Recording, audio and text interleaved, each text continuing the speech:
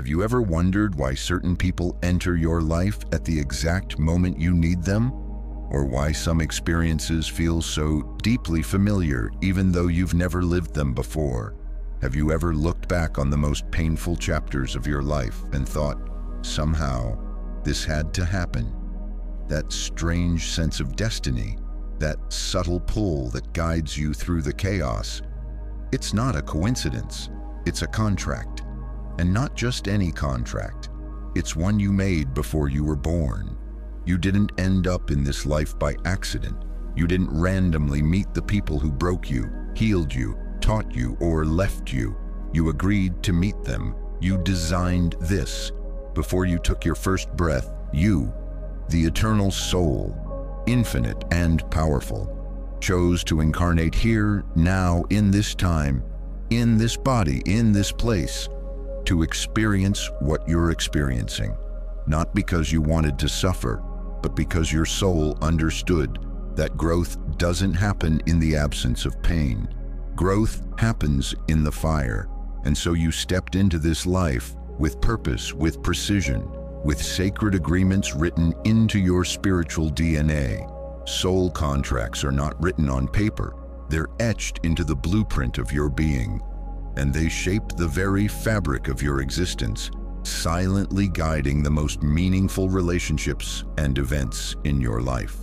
Every heartbreak, every miracle, every moment of synchronicity is a breadcrumb, leading you back to the truth that you already know deep down. This isn't your first time here, and nothing in your life is random. You came here with intention. You came here to remember.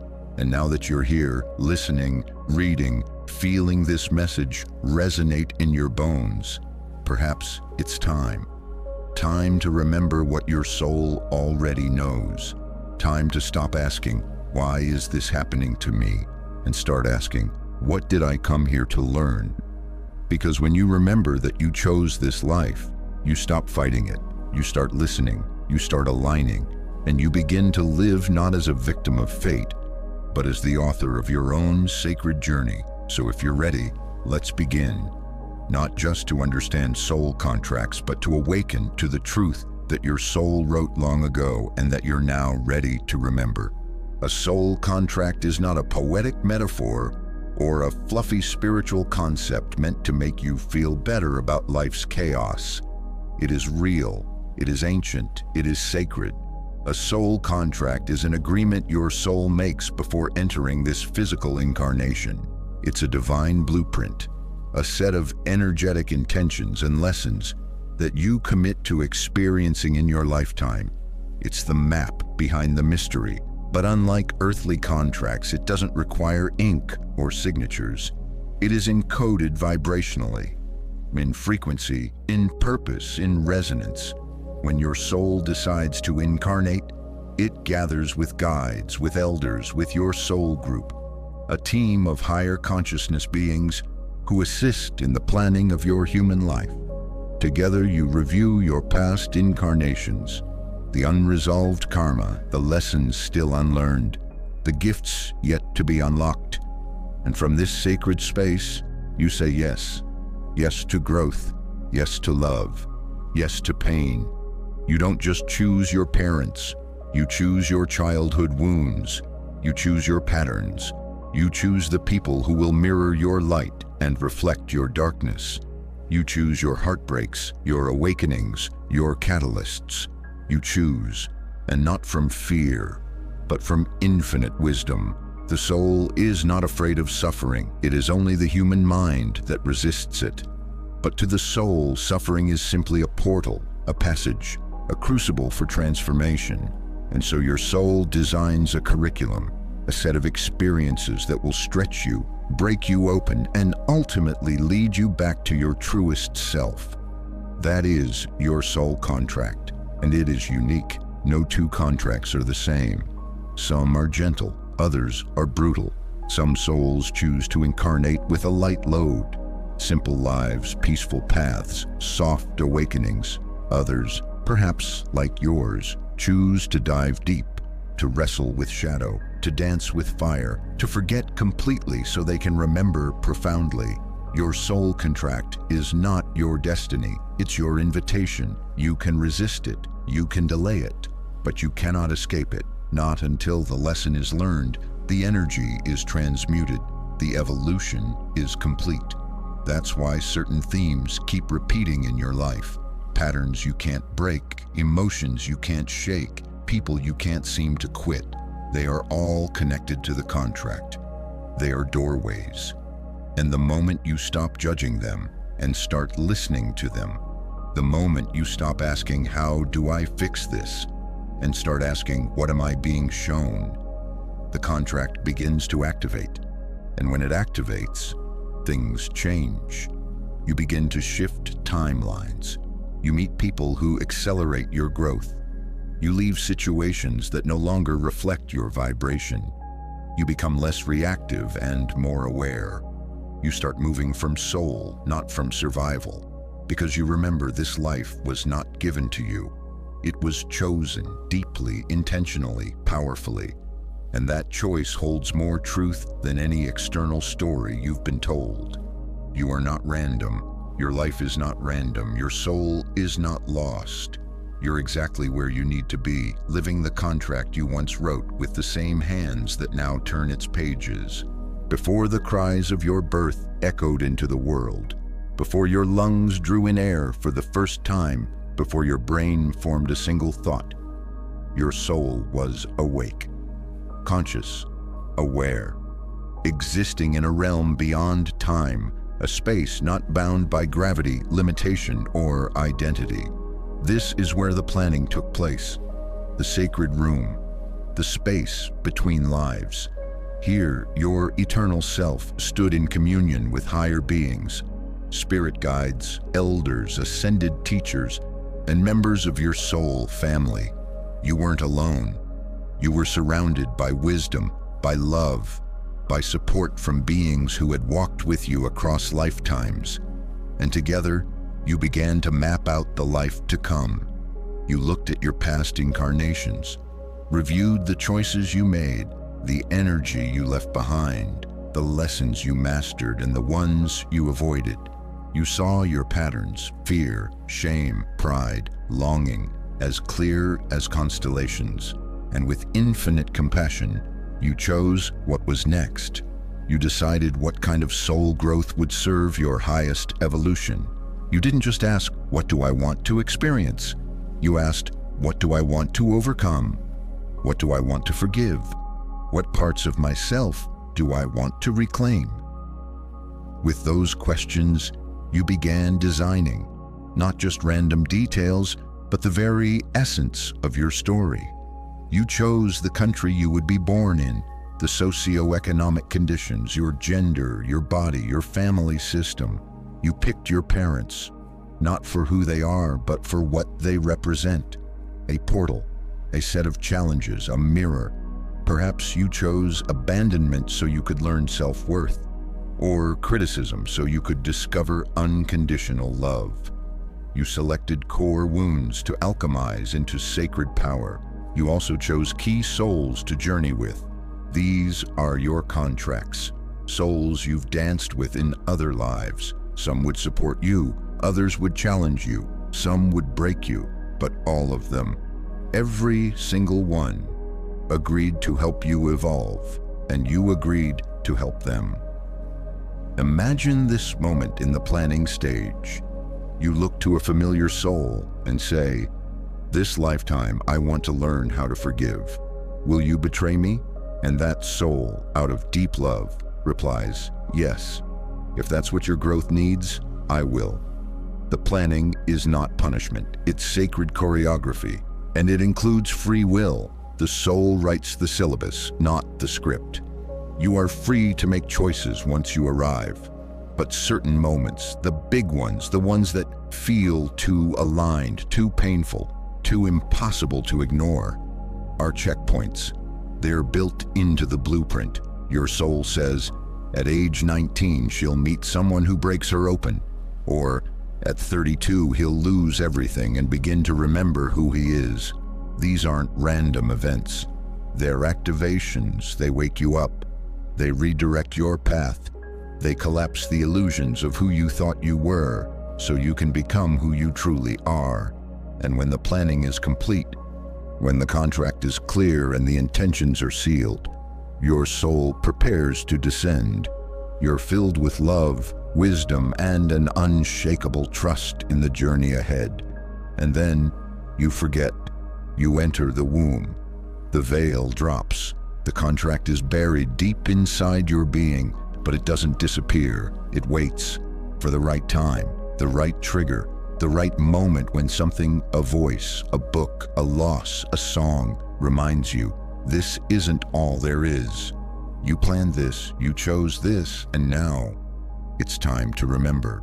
The moment you entered the physical realm, something extraordinary and intentional happened. You forgot. Not because you were broken or lost or punished, but because forgetting is part of the plan. The veil was drawn. Your memories of the soul realm, the pre-birth planning, the contracts, the agreements, the reasons, all gently wrapped in silence, and you began life as a blank slate.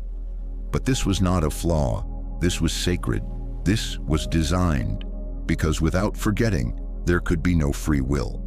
If you remembered that someone you love now once betrayed you in a past life so you could grow, would the lesson be real? If you knew your struggles were planned to teach you strength, would you still rise through them with authenticity? Forgetting makes the journey real. It makes love a conscious choice, not a script. It makes forgiveness an act of power, not a pre-assigned duty. And it makes awakening a miracle. This forgetting is called the veil. It's soft but firm. It doesn't erase who you are. It simply hides it until the time is right. It's why you can feel something is off in life, even when everything looks fine. It's why you feel drawn to certain people, places, books, or ideas without knowing why. Your soul is whispering even when your mind can't remember. The veil is not permanent. It thins with every moment of presence, with every deep loss, with every spiritual insight, with every quiet morning where you feel something you can't explain. Déjà vu. That's the veil flickering. Dreams that feel more real than waking life. That's the veil bending. Synchronicities, repeating numbers, perfect timing, a stranger who says exactly what you needed to hear. Those are breadcrumbs left by your soul, trying to guide you through the maze. The more you pay attention, the more the veil recedes. Slowly, gently, like fog lifting, you start to feel the deeper meaning behind things. You begin to recognize that certain people aren't new, they're familiar. You realize that certain patterns aren't bad luck. Their curriculum. You see your own pain not as a punishment, but as a teacher. And slowly remembering begins, not as a flood, but as a steady stream. The truth returns, not in words, but in resonance. You feel it before you understand it. You trust it before you can explain it. This is how the soul speaks, not with logic, but with knowing. The great forgetting is not a curse. It is the soil in which remembrance grows. And when you begin to remember, when the whispers become words and the signs become clear, you step into a different kind of life, a soul-aligned life. One where you no longer see yourself as a victim of circumstance, but as a co-creator of destiny. One where you no longer ask, why me? But instead ask, what is this showing me? One where you no longer run from pain, but lean into it, because you know it's part of the way back home. And the more you remember, the more you awaken. And the more you awaken, the more the veil dissolves. Until one day, you don't just believe in soul contracts, you live them, breathe them, honor them, because you know. You've always known. You're not here by chance. You're here by choice. And that choice, that sacred yes, is still alive in every heartbeat. To truly understand soul contracts, you must first understand the sacred dance they perform with karma and free will. These three forces, soul contract, karma, and free will, form the invisible architecture of your human experience. They are not separate, they are intertwined like threads in a cosmic tapestry, each one influencing the others in ways that may seem mysterious at first, but make perfect sense when viewed from the soul's perspective. Let's start with soul contracts. These are pre-birth agreements your soul makes to experience certain lessons, connections, and catalysts in your lifetime. They are not punishments, and they are not promises of ease. They are opportunities for growth, and growth sometimes requires challenge.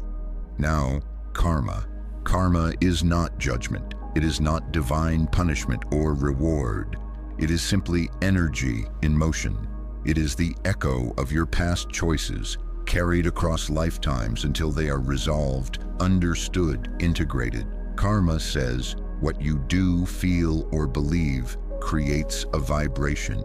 That vibration shapes reality. When you lie, hurt, love, heal, you create energetic ripples. Some of those ripples return to you, not because the universe is cruel, but because it is mirroring, teaching, harmonizing.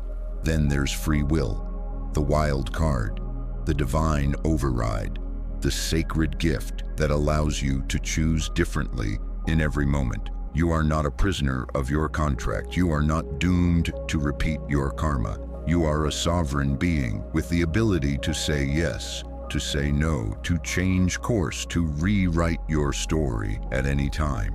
Your soul contract may set the stage, but free will decides how you act. Karma may bring certain energies back around, but free will determines whether you react or respond, whether you repeat or release. Imagine your life as a great journey. The soul contract chooses the terrain, mountains to climb, rivers to cross, forests to explore. Karma creates the weather, storms from past lifetimes, sunshine from previous kindness, winds of unresolved choices.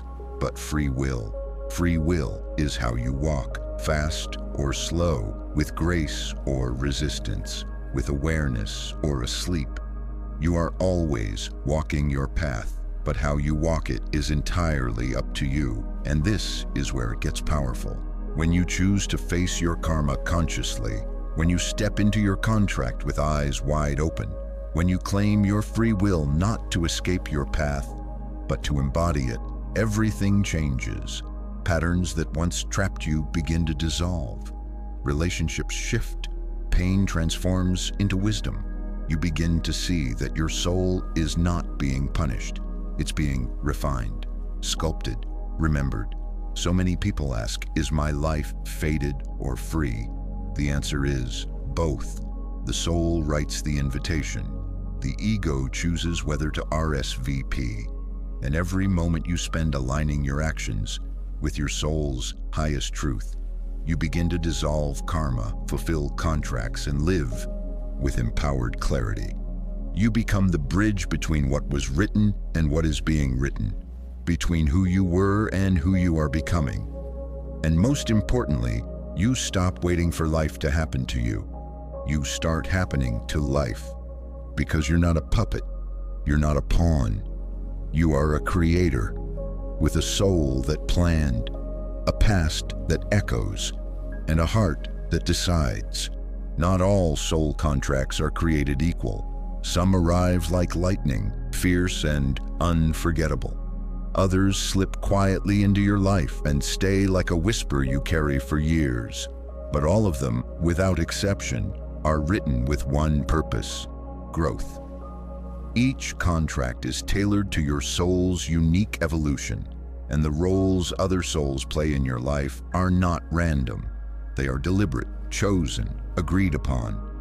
Before birth, you sat with these souls, looked them in the eye, and said, "Will you help me remember?" And they said yes, even if it meant pain, even if it meant leaving, even if it meant dying. There are 4 main types of soul contracts you encounter on your journey, each serving a different role in your awakening. The first is the catalyst contract. This is the person who arrives in your life like a storm. They shake you, they trigger you, they break your heart, your mind, your illusions. They may stay for days or years, but their role is never to comfort you. It is to ignite you. The catalyst wakes you up to a truth you've been avoiding. It might be an intense romance that ends in betrayal, a friend who turns into a mirror of your shadow, or a situation that collapses everything you thought you were. These souls are not your enemies, they are fire, and fire transforms. The second is the companion contract. These are the ones who walk beside you with gentleness, with ease, with familiarity. They feel like home, like you've known them forever, because you have. Companion souls may be lovers, friends, siblings, mentors, any relationship where the connection is rooted in trust and harmony. They don't push you, they hold you.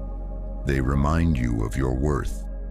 When you forget it, they reflect your light back to you. They remind you that awakening doesn't always have to be painful. Sometimes it can be soft. The third type is the twin flame contract. This is the rarest and often the most intense. Twin flames are not just soulmates. They are a single soul that chose to divide into two physical bodies to explore duality. When you meet your twin flame, the connection is electric, unexplainable, cosmic, but it's also chaotic because your twin flame reflects everything. Your beauty, your wounds, your fears, your deepest truths. It's not a fairy tale romance. It's a spiritual boot camp. Twin flame relationships are designed to purify you, to burn away ego, to force surrender. You may not stay with your twin forever because the purpose isn't always union. Sometimes it's transformation. And then there is the teacher-student contract.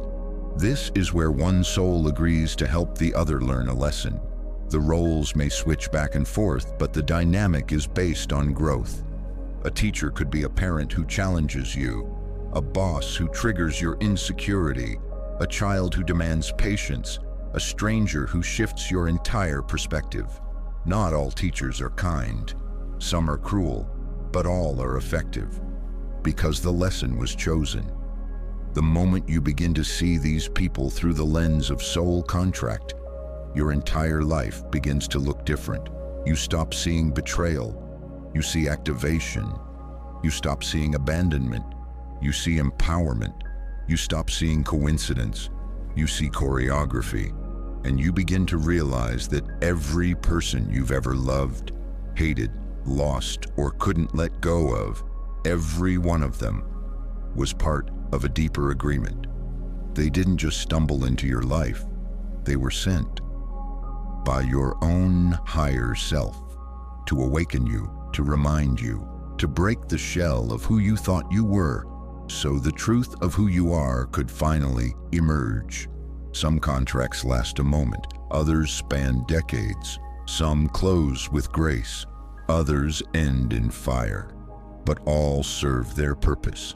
And when the lesson is learned, when the energy is complete, the contract dissolves, and you are free to write the next one. You don't need to be psychic or spiritually awakened to know when a soul contract is active in your life. You feel it in your bones, in your gut, in the way certain moments hit deeper, certain people stay longer, and certain wounds feel ancient. These are not coincidences. They are clues. Your soul is always whispering, always pointing, always guiding, even when your mind is confused. The first sign of a soul contract is instant recognition. You meet someone and it feels like you've known them forever. There's no logical explanation. It's not about time, it's about resonance. Their presence activates something in you, a memory, a longing, a sense of home or warning. It's not always romantic, it's not always pleasant, but it's always powerful. The second sign is emotional intensity. Whether it's love or hate, passion or fear, a soul contract stirs your emotional body. You feel more around them. The highs are higher, the lows are deeper. The stakes feel bigger than the actual relationship. That's because the connection is soul deep, not surface level.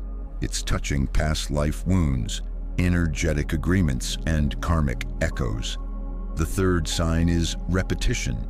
The same type of person keeps showing up in different faces. The same pattern plays out again and again. Betrayal, abandonment, codependency, rejection. It's not the world punishing you. It's your contract trying to get your attention. Until the lesson is learned, the energy repeats. The fourth sign is unexplainable connection. You think about someone constantly. You dream about them. You feel their emotions without speaking. You sense when something is wrong. Even if you try to walk away, they linger in your field. That's because the contract is still active. The energy is still working. The agreement is not yet fulfilled. The fifth sign is transformation. Soul contracts aren't about comfort. They're about change. When someone enters your life and suddenly you start questioning everything, your path, your worth, your identity, that's a contract. You are being stretched, molded, pushed, not because they are better than you, but because they are your mirror. The sixth sign is timing. You meet them when you're ready, even if you don't know it. They arrive at a turning point, after a loss, before a breakthrough, during a transition.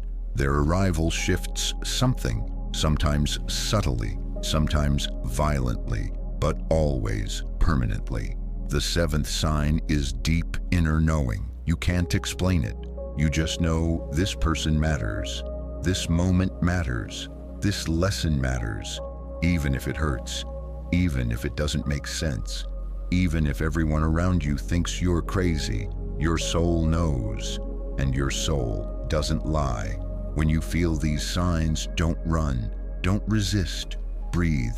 Observe. Listen. Ask yourself, what is this teaching me? What pattern is repeating? What am I being asked to feel, to heal, to release?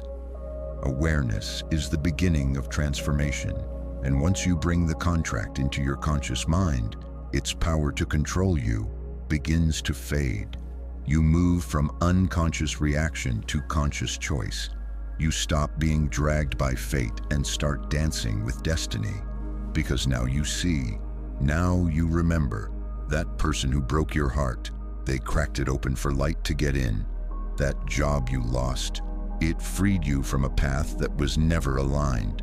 That family wound, it's the fire forging your strength. Every contract is a mirror. Every mirror reflects your becoming. And when you finally look into it with open eyes, the lesson is no longer something to survive. It's something to honor. Yes and no.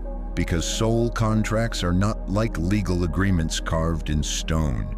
They are living, breathing energies, created for growth, not control.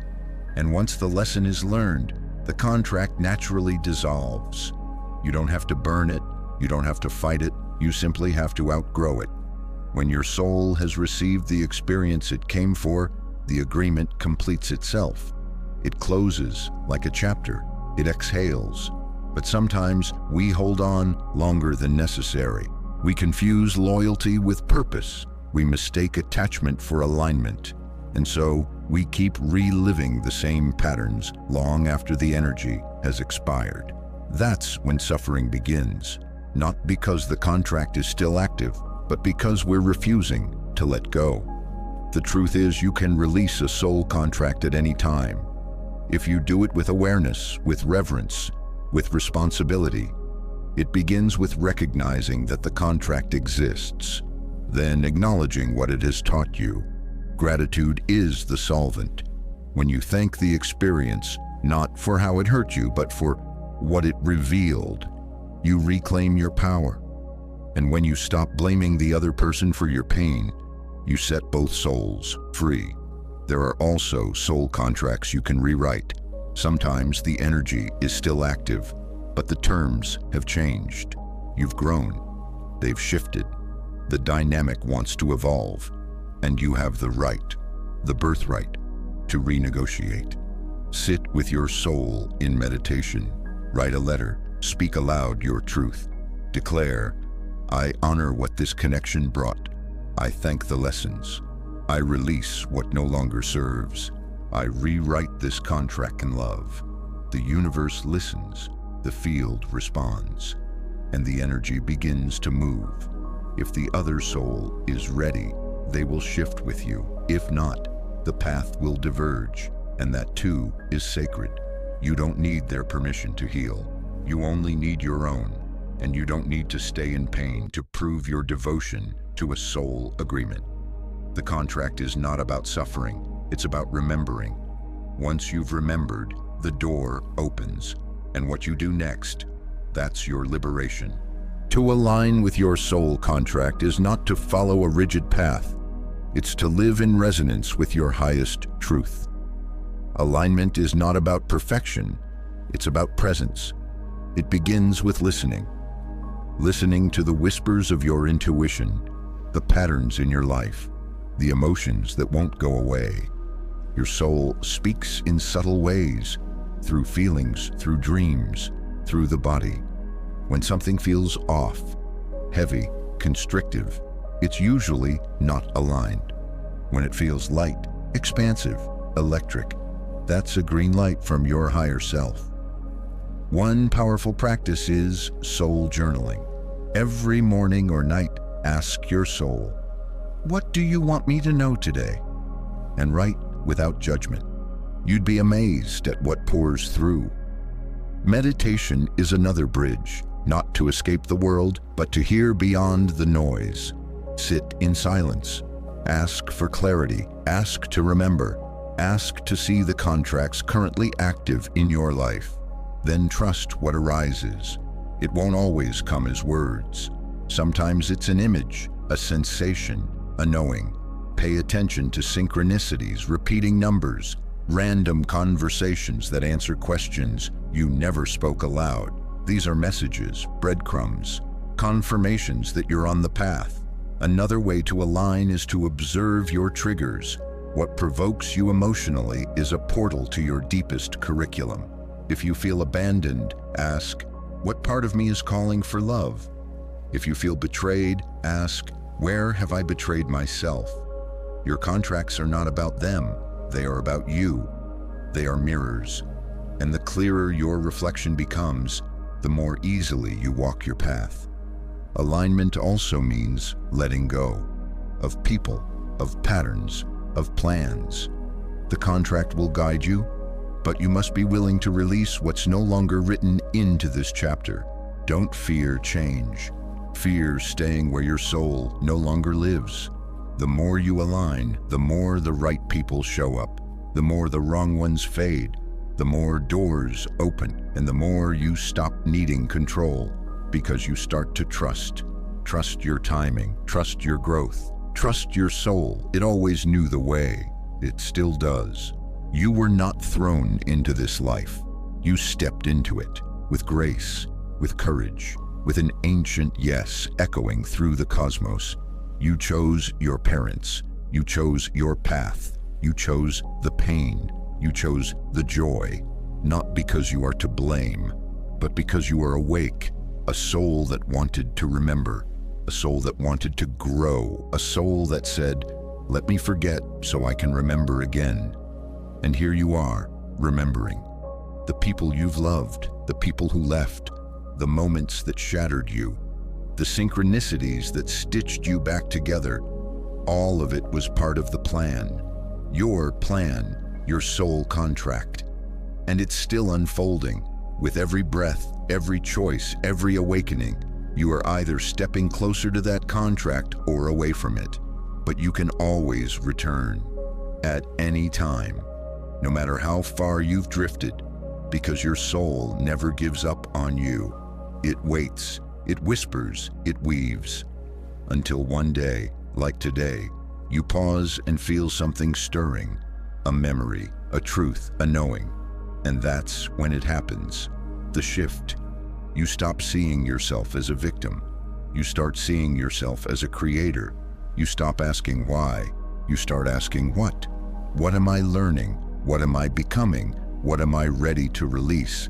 And in that moment, the contract unfolds before you, like a map that leads not to some distant salvation, but to the home within your own being. You wrote this story. You can rewrite it, you can redeem it, you can finish it consciously. And when you do, when you walk this earth as a soul who remembers, you don't just fulfill your contract. You become the living embodiment of divine choice. And that is why you came here.